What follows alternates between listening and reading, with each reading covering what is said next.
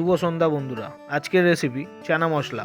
চানা মশলা তৈরির জন্য যে যে উপকরণগুলো নিয়েছি: কাবুলের কাবলি চানা, তারকেশ্বরের আলু, অন্ধ্রের রসুন, বেলডাঙার কাঁচা লঙ্কা, পাঞ্জাবের টমেটো, বিহারের আদা, নাসিকের পেঁয়াজ আর আমার বাগানের ধনেপাতা।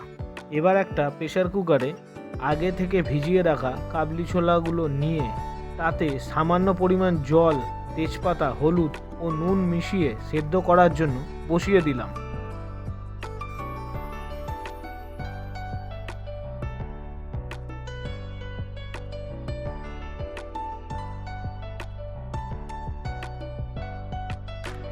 এবার একটা মিক্সিং জারে কিছুটা পরিমাণ পেঁয়াজ কুচি, আদা, রসুন ও কাঁচা লঙ্কা নিয়ে ব্লেন্ড করে নিলাম।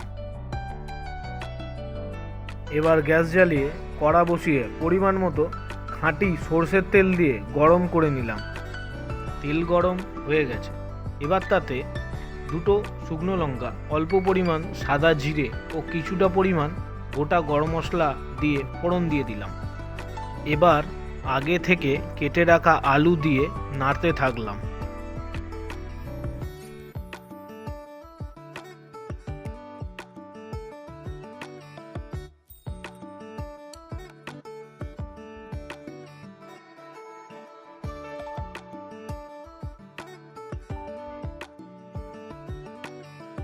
নাড়তে নাড়তে আগে থেকে করে রাখা পেস্টটা মিশিয়ে নিলাম ও পুনরায় নাড়তে থাকলাম।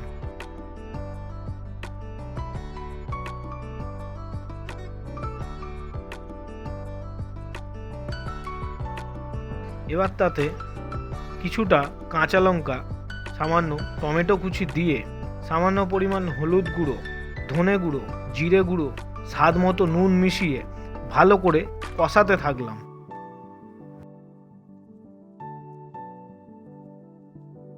দর্শক বন্ধুরা, আপনাদের মনে হতেই পারে যে আমরা আমাদের কোনো রান্নাতে চিনি কেন মেশাই না, কারণ চিনি স্বাস্থ্যের পক্ষে খুবই ক্ষতিকারক। চিনির পরিবর্তে আমরা অনেক রান্নায় গুড় মিশিয়ে থাকি। আপনারা চিনি পছন্দ করলে মেশাতে পারেন। সরি বন্ধুরা, অনেক জ্ঞান দিয়ে ফেললাম। এবার কালারের জন্য কিছুটা লঙ্কার গুঁড়ো ও তার সাথে টক দই মিশিয়ে দিলাম। সকল দর্শক বন্ধুদেরকে বলি, অনেকেই আমাদের ভিডিও দেখছেন কিন্তু আমাদের ফলো করছেন না। সো প্লিজ আমাদেরকে ফলো করে আমাদের সাপোর্ট করুন, যাতে আমরা আগামী দিনে আপনাদের জন্য আরও নতুন নতুন রেসিপি নিয়ে আসতে পারি। ও তার সাথে লাইক, কমেন্ট আর শেয়ার করতে ভুলে যাবেন না। কিছুটা নেড়ে আগে থেকে সিদ্ধ করে নেওয়া কাবলি চানা মিশিয়ে দিলাম।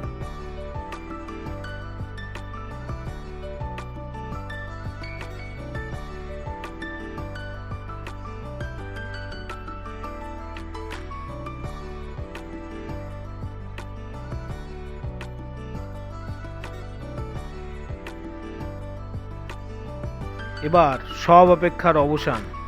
উপর থেকে সামান্য পরিমাণ ধনেপাতা, পরিমাণ মতো গরম মশলা, কস্তুরি মেথি আর সামান্য পরিমাণ ঘি মিশিয়ে নাড়িয়ে নামিয়ে নিলাম।